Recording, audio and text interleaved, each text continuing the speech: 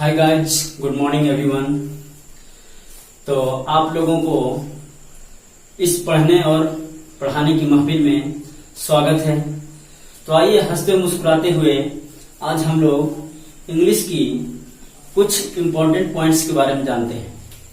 तो आइए हंसते मुस्कुराते हुए पढ़ते हैं, क्योंकि ना पैसा लगता है ना खर्चा लगता है, ना पैसा लगता है ना खर्चा लगता है। प्लीज स्माइल कीजिए ना, बड़ा अच्छा लगता है। तो आइए हम लोग हंसते मुस्कुराते हुए पढ़ते हैं, क्योंकि आप अनमोल चीज हैं, आप अनमोल चीज हैं, तो इसे ऐसे ही मत गवा दीजिए। क्योंकि एक अर्ज है, मुस्कुराहट का कोई मोल नहीं होता, मुस्कुराहट का कोई मोल नहीं होता, रिश्तों का कोई तोल नहीं होता। मुस्कुराहट का कोई मोल नहीं होता, रिश्तों का कोई तोल नहीं होता। लोग तो मिल जाते हैं हर मोड़ पे, लोग तो मिल जाते हैं हर मोड़ पे, परंतु हर कोई आप लोगों की तरह अनमोल नहीं होता, हर कोई आप लोगों की तरह अनमोल नहीं होता। तो आप लोग बहुत अनमोल हैं और ऐसे ही मत गवा दीजिए। इस लॉकडाउन में आइए हम लोग एक सिलेबस पूरा कर लेते हैं, जो आप लोगों के लिए ही हम लेकर के आए हैं इंग्लिश की क्लास। इसके पहले हम लोग बेसिक ऑफ इंग्लिश में हम लोग पढ़ चुके हैं, development of English, alphabet, kinds of sentence, helping verb इत्यादि पढ़ चुके हैं। आज हम लोग इंग्लिश की कुछ इंपॉर्टेंट पॉइंट्स के बारे में जानेंगे, इसके बाद इंग्लिश की कुछ फैक्ट के बारे में जानेंगे और इसके बाद हम लोग ग्रामर को स्टार्ट करेंगे। तो आइए हंसते मुस्कुराते हुए पढ़ते हैं। तो एक बार सब्सक्राइब कीजिए, लाइक कीजिए और कमेंट जरूर करें कि आपको कैसा लगा यह क्लास। आइए हम लोग पढ़ते हैं इंग्लिश की कुछ छोटी छोटी पॉइंट के माध्यम से कि English is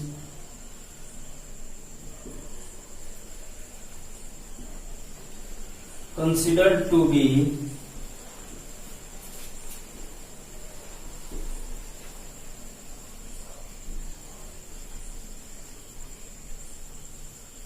originated in 449 AD। यानी कहता है छोटू कि English is considered to be originated in 449 AD। Considered का मतलब होता है माना जाना। क्या होता है? माना जाना। यानी इंग्लिश को माना जाता है इसकी उत्पत्ति के बारे में कि कब हुई? 449 AD में। ओरिजिनेटेड का मतलब होता है उत्पत्ति। क्या होता है? उत्पत्ति।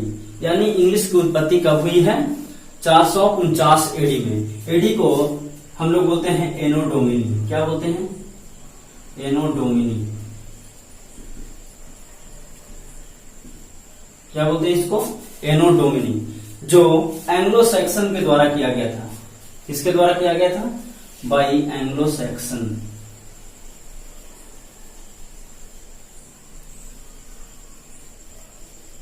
Anglo Saxons. कब किया गया था? आफ्टर जीसस क्राइस्ट, जिसे हम लोग यीशु मसीह कहते हैं। क्या बोलते हैं? यीशु मसीह। यानी यीशु मसीह के जन्म के बाद माना जाता है। इंग्लिश की उत्पत्ति कब हुई? यीशु मसीह के जन्म के बाद। अगर हम लोग सेंचुरी की बात करें तो कहेंगे इंग्लिश इज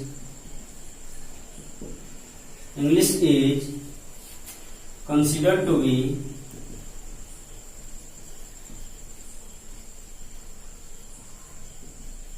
originated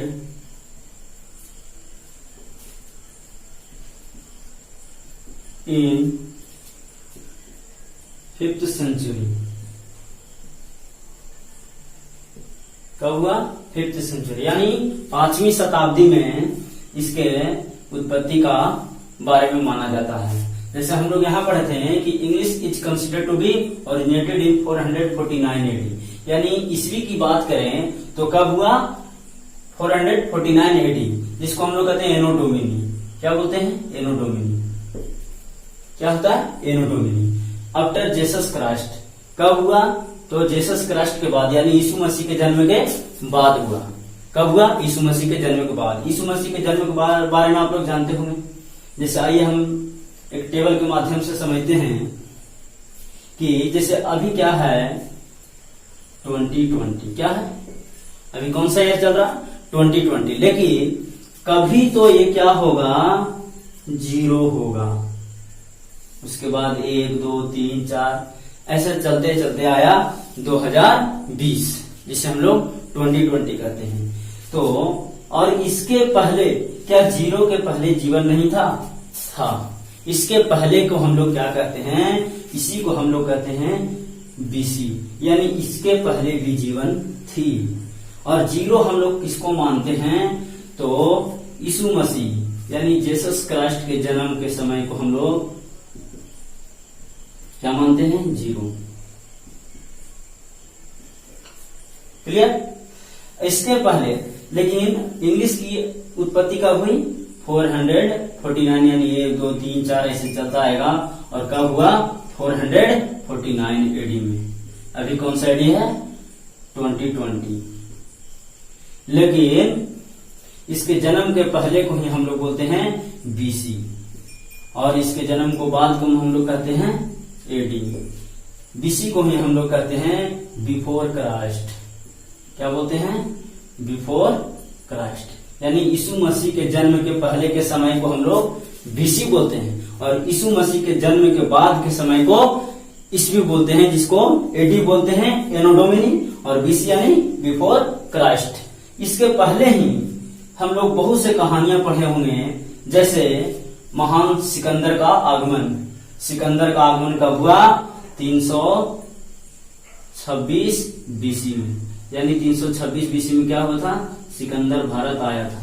कौन आया था? सिकंदर भारत आया था। अगर इसी के जन्म के बारे में बात करते हैं तो सिकंदर का जन्म कब हुआ था? तो 356 बीसी।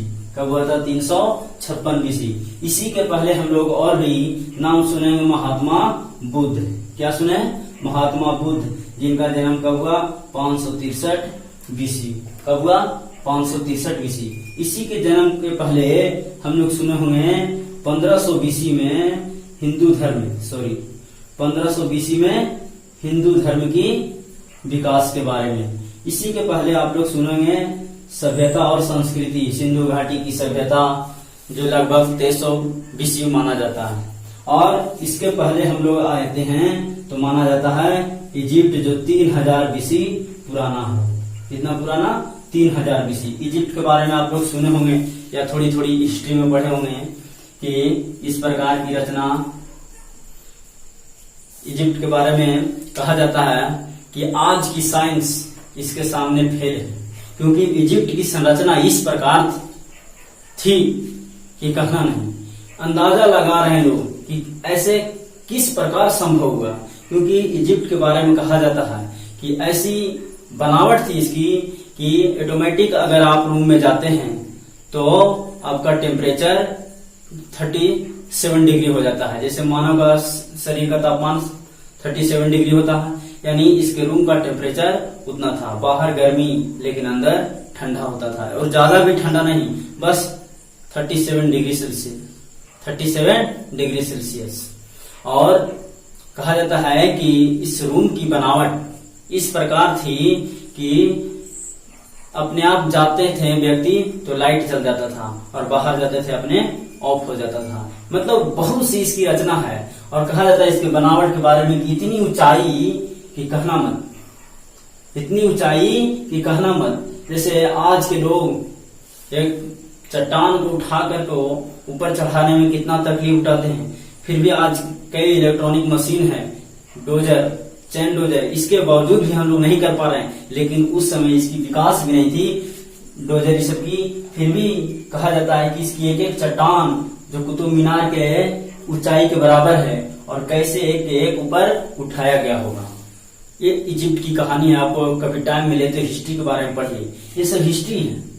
लेकिन हम लोग थोड़ी सी 449 एडी को समझने के लिए ये ब्यौरा हम लोग लिए हैं। चलिए आगे हम लोग आते हैं, और अब हम समझते हैं कि इंग्लिश कितनी पुरानी है, यानी इसकी शुरुआत कितना वर्ष पहले हुई। तो आज हम लोग देखते हैं 2020 और 449 AD में, यानी इसको हम अगर घटा दें तो आपका आंसर निकल आएगा, यानी क्या आ जाएगा 1751, यानी 1571 साल पहले इंग्लिश की उत्पत्ति हुई। कब हुई? 1571 साल पहले हुई। अब देखिए इसमें एक पॉइंट जाननी है कि एंग्लो सैक्सन कह रहा है कि इंग्लिश किसके द्वारा उत्पत्ति की गई है? एंग्लो सैक्सन के द्वारा। अब एंग्लो सैक्सन क्या है इसके बारे में समझिएगा। तब तक आप लोग वीडियो को लाइक करें, शेयर करें और हमारे चैनल को सब्सक्राइब करें। देखिए कहता है एंग्लो सैक्सन्स क्या है, समझिएगा।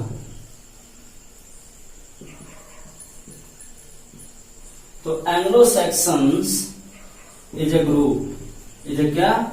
ग्रुप। यह क्या है? ग्रुप है। किसका ग्रुप है? तो इसमें 3 व्यक्ति शामिल होते हैं, एंग्लो सैक्सन्स एंड जूट्स। क्या होते हैं? जूट्स। अब देखिए एंग्लो सैक्सन क्या है? तो एंग्लो सैक्सन एक ग्रुप है। किसका? तो एंग्लो सैक्सन और जूट्स का, यानी 3 व्यक्तियों के ग्रुप को हम लोग कहते हैं एंग्लो सैक्सन्स। अब ये क्या थे? तो एंग्लो सैक्सन यानी Anglo Saxon and Jutes are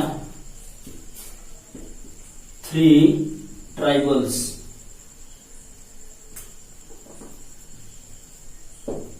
यानी एंग्लो सैक्सन्स और जूट्स ये 3 जो थे आदिवासी थे। ट्राइबल्स में क्या होता? आदिवासी,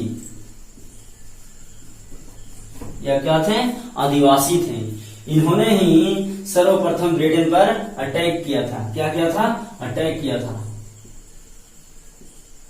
और इस पर शासन चलाया और इन्होंने ही इंग्लिश की उत्पत्ति की। यानी जो हम लोग पढ़ रहे हैं आज ABCD, इसकी उत्पत्ति कब हुई? 449 AD में। किसके द्वारा? तो एंग्लो सैक्सन एंड जूट्स के द्वारा। इसी को हम लोग शॉर्ट में बोलते हैं एंग्लो सैक्सन्स। यानी एंग्लो सैक्सन कहने का मतलब आप समझ जाएंगे कि उसमें 3 व्यक्ति शामिल हैं, एंग्लो सैक्सन और Jutes. Clear? Is my point clear? तो आगे हम लोग पढ़ते हैं कि,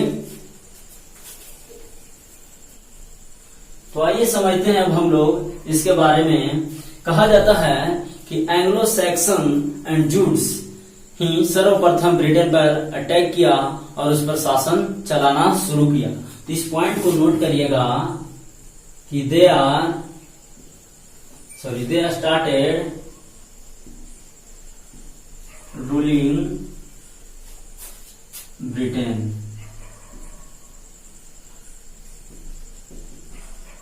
यानी ब्रिटेन पर रूलिंग यानी शासन शुरू किया कौन? तो इन्होंने ही शुरू किया। कि इन्होंने एंग्लो सैक्सन एंड जूट्स, यानी शॉर्ट में बोले तो एंग्लो सैक्सन्स। एंग्लो सैक्सन कहने के साथ साथ आप लोग को समझ जाना होगा कि एंग्लो सैक्सन एंड जूट्स, क्योंकि इन तीनों के ग्रुप को ही कहते हैं एंग्लो सैक्सन्स। यानी सर्वप्रथम ब्रिटेन पर शासन किसने चलाया? तो एंग्लो सैक्सन्स ने। किसने किया? एंग्लो सैक्सन्स ने। और इन्होंने ही इंग्लिश की उत्पत्ति की। इन्होंने ही क्या की? इंग्लिश की उत्पत्ति की। यानी इन्होंने सर्वप्रथम इंग्लिश की उत्पत्ति की, यानी दे स्टार्टेड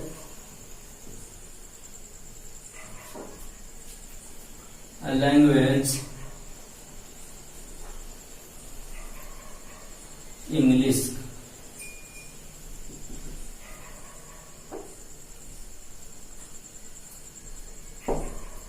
समझेगा?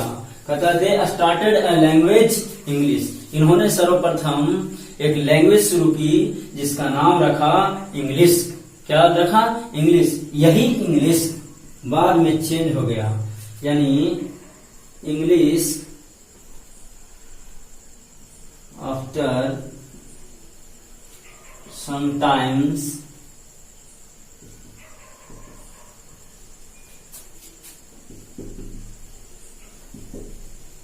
English changed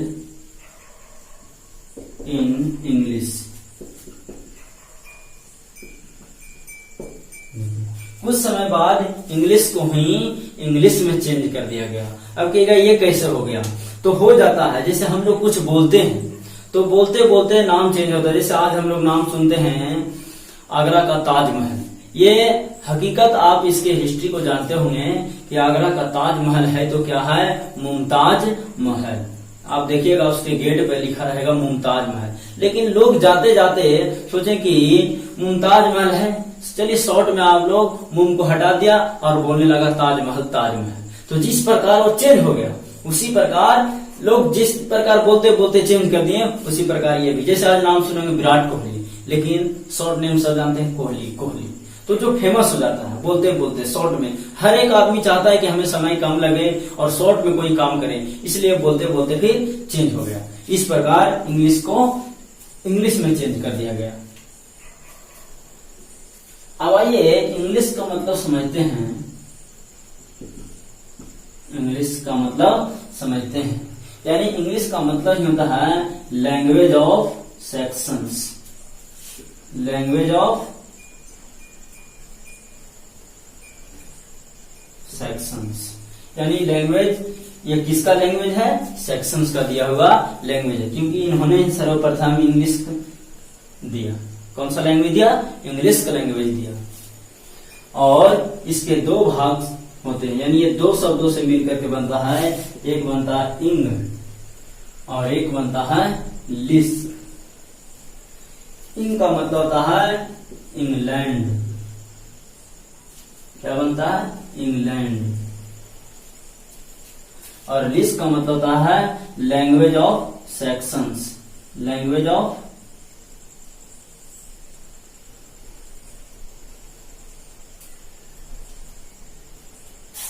is my point clear? कहा जाता है सेक्शंस नहीं, सेक्शन नहीं, इंग्लैंड को सर्वप्रथम इंग्लैंड कहा। क्या कहा? इंग्लैंड। यानी इसके पहले ये जो अभी इंग्लैंड नाम सुन रहे हैं, इंग्लैंड का सर्वप्रथम नाम क्या था? इंग्लैंड। लेकिन यह भी बाद में बोलते बोलते कन्वर्ट हो गया इंग्लैंड में। इंग्लैंड से क्या बन गया? England. Is my point clear? तो ये थी हम लोगों को some important points of English, यानी इंग्लिश की कुछ पॉइंट के बारे में हम लोग ये जाने। क्लियर? अब हम लोग अगली वीडियो में कुछ इंग्लिश की और भी इंपॉर्टेंट पॉइंट्स के बारे में जानेंगे। तो आप लोग से निवेदन यही है कि हमारे चैनल को सब्सक्राइब कीजिए और इस लॉकडाउन में आप लोग लैंग्वेज खत्म करनी है, क्योंकि हमने तो मन बना लिया है कि इंग्लिश लैंग्वेज आप लोगों को सिखा करके रहनी है। और इस लॉकडाउन में जितने भी, खास करके जो रूरल एरिया आते हैं, यानी जिसको हम लोग देहाती क्षेत्र कहते हैं, उस क्षेत्र के बच्चों में इंग्लिश की नॉलेज भर देनी है। और ऐसा तभी होगा जब आप हमारे साथ साथ दीजिएगा। तो आपसे यही निवेदन है कि इस लैंग्वेज को काफी ज्यादा शेयर कीजिए और हमारे इस वीडियो को हर एक व्हाट्सएप, फेसबुक, जितने भी ग्रुप है उस पर फैला दीजिए, ताकि सभी लोग पढ़ पाए और आसानी से, क्योंकि हम स्टार्ट से इंग्लिश की शुरुआत करा रहे हैं। तो आप ऐसा करेंगे, ये मेरी पूरी उम्मीद है। Thank you.